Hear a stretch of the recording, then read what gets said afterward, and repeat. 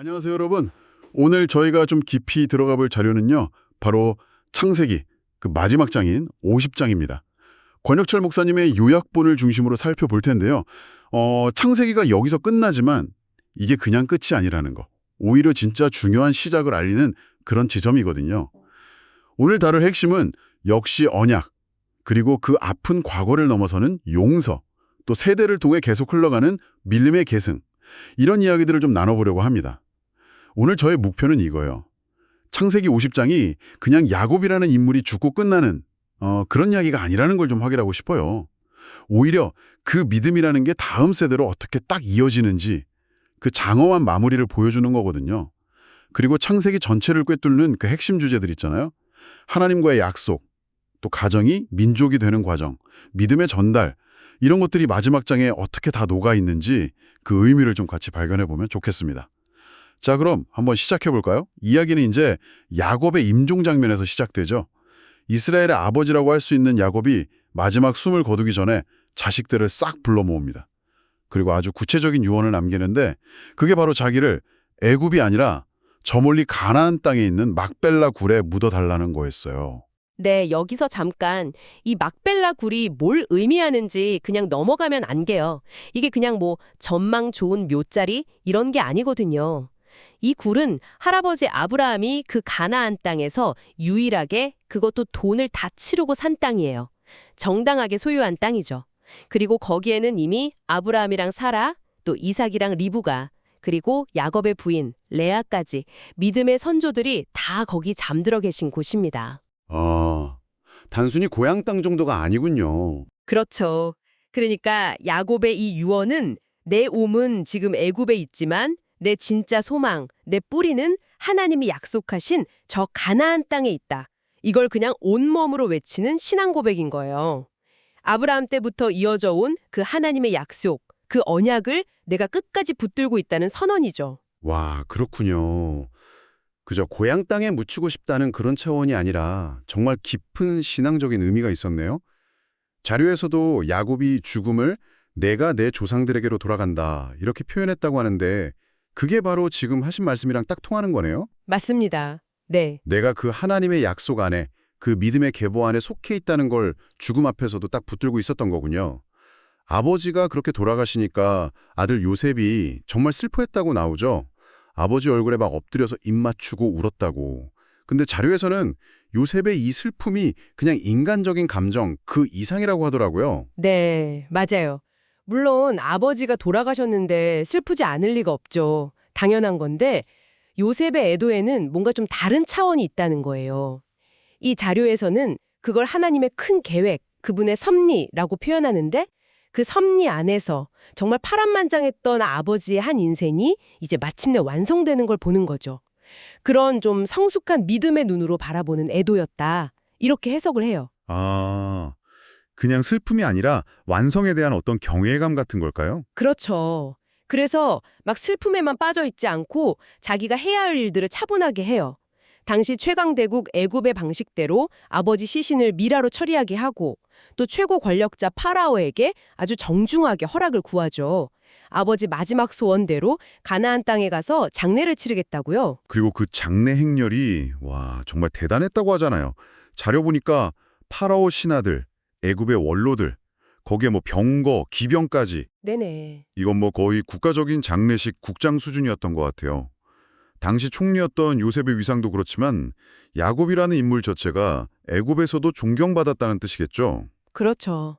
그런데 여기서 진짜 재미있는 포인트가 하나 있어요.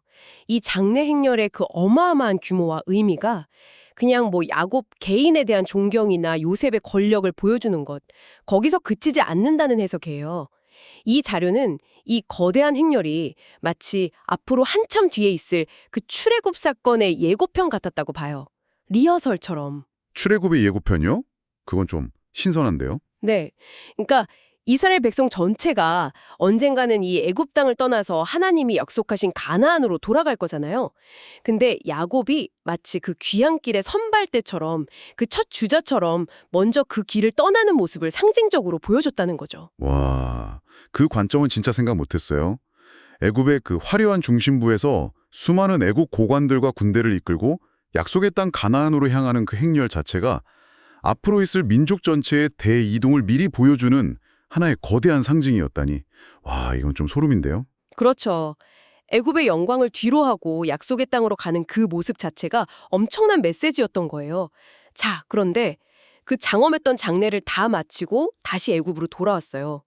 돌아오자마자 분위기가 좀 싸늘해집니다. 요셉의 형들 사이에서 슬슬 불안감이 커지기 시작하는 거죠. 네. 아버지 야곱이 살아계실 때는 뭔가 좀 방패막이 같은 존재였던 것 같아요.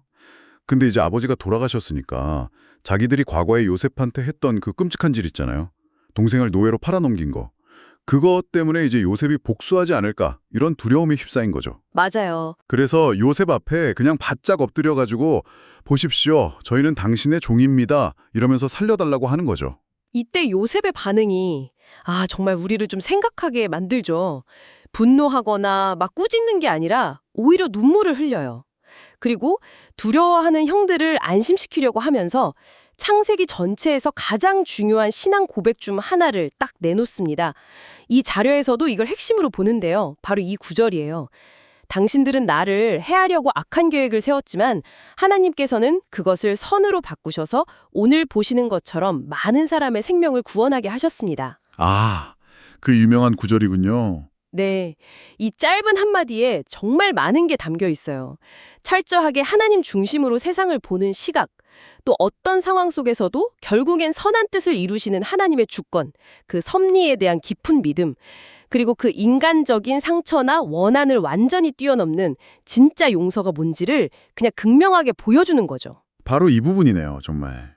들을 때마다 좀 감탄하게 되는데, 아니, 어떻게 그런 끔찍한 배신과 고통을 당하고 나서도 그 개인적인 상처, 분노, 이런 걸 다 넘어서서 그 모든 일들을 더 큰 그림, 그러니까 하나님의 구원 계획이라는 그 관점에서 해석하고 받아들일 수가 있었을까요? 하나님은 그걸 선으로 바꾸셨다. 이 고백에 이르기까지 요셉 마음속에서 얼마나 많은 일이 있었을까 상상하면 진짜 놀라워요. 정말 그렇죠. 그렇게 형들을 다 용서하고 화해한 요셉은 그 뒤로도 오랫동안 애굽에서 살죠.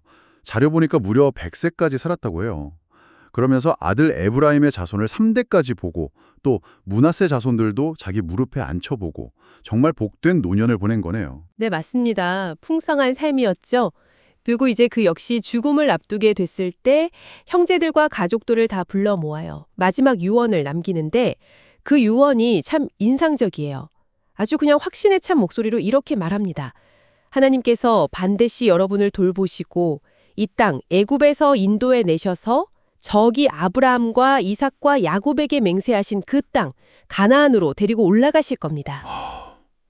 이것도 그냥 희망사항이 아니군요. 그렇죠. 그냥 막연한 위로가 아니에요. 이미 창세기 46장 4절에서 하나님이 야곱에게 직접 하셨던 약속이 있거든요. 그리고 아버지 야곱이 돌아가시기 직전에 자기한테 다시 확인시켜줬던 그 신앙의 약속을 이제 요셉 자신이 다음 세대한테 똑같이 전해주고 있는 거예요. 믿음이 이렇게 세대를 통해서 계속 흘러가는 모습을 딱 보여주는 거죠. 그러네요. 아버지 야곱이 임종 때 하나님이 너와 함께 계셔서 너를 조상의 땅으로 돌아가게 하실 거다 했던 그 약속을 이제 요셉이 자기 임종 때 다음 세대한테 다시 전하는 거군요. 이야, 그러니까 창세기는 어떤 한 사람의 영웅 스토리가 아니라 하나님의 그 변함없는 약속, 언약이라는 게 어떻게 한 세대에서 다음 세대로 또 그 다음 세대로 끊이지 않고 이어지면서 결국에는 성취되어 가는가, 이걸 보여주는 장대한 역사의 마무리인 셈이네요. 맞습니다. 이걸 좀 더 넓은 시야에서 보면 그 의미가 더 커져요. 요셉은 아버지 야곱처럼 나를 당장 가나안에 묻어줘 라고 하지는 않아요. 대신에 자기 시신은 일단 애굽 땅의 미라 상태로 남겨두라고 하죠.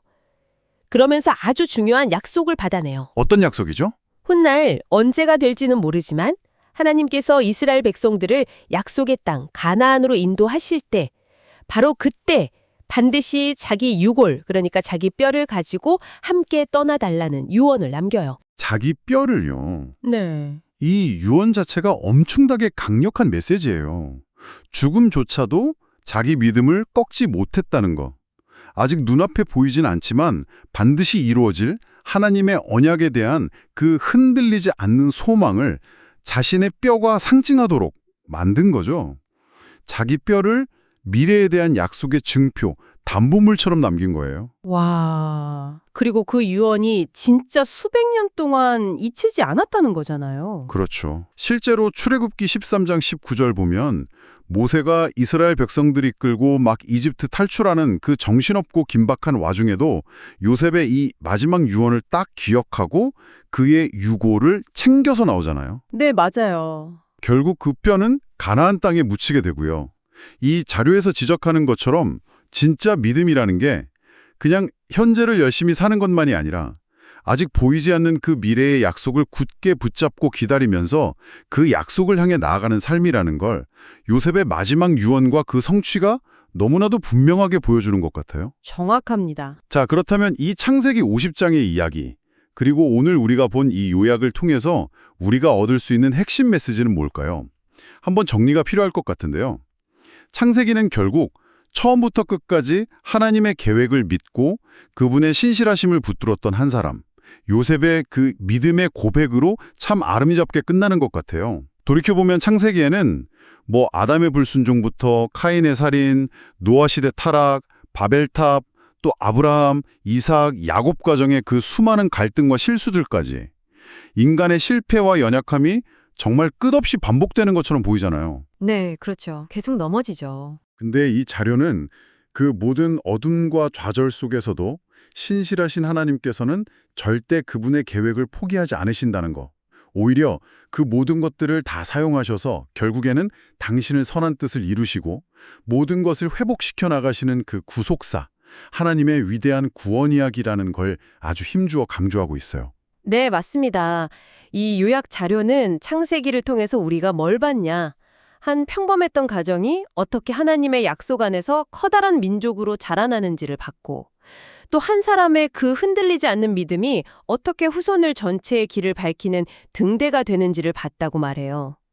그리고 제일 중요한 거, 하나님의 약속, 그 언약은 인간이 실패하던 상황이 어렵든 절대 중단되지 않고 대를 이어서 신실하게 성취된다.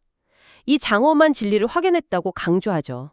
아, 언약의 신실함이군요. 그렇죠. 그러면서 이게 그냥 뭐 수천 년 전 옛날 이야기가 아니라는 거예요.